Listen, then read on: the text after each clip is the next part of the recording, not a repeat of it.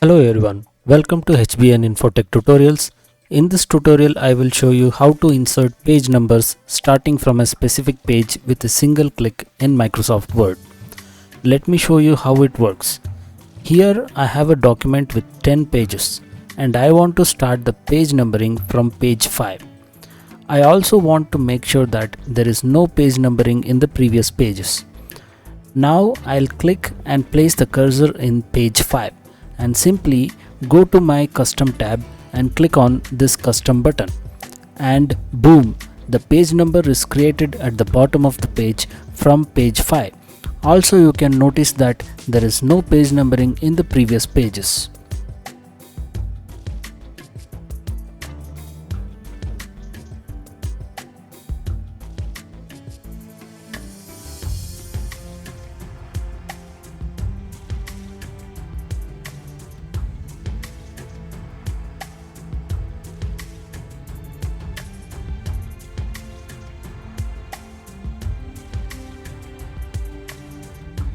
Usually, the manual procedure of inserting page numbers from the current page is a 7-step process and is quite challenging task. So I decided to automate this process and created this macro. Don't panic, you don't have to write a single line of code. You will only need to copy and paste my code and simply use it. Now let me show you how. First, press the Alt and F11 keys on your keyboard. Then click on Normal in the project panel. Then go to the Insert menu and click on Module. Now go to my website from the link in the description and copy paste the VBA code inside the module. Now at this stage, if you click on the Run button, the macro would start page numbering from the current page. To link this code to a button as demonstrated earlier, follow these steps. First, create a custom tab by going to File, Options, Customize Ribbon and click on New Tab. This creates a tab group as well. Now rename them as per your choice.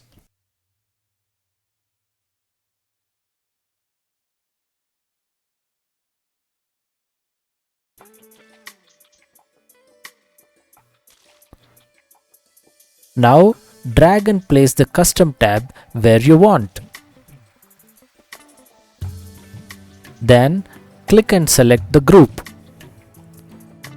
Then choose macros from the drop down.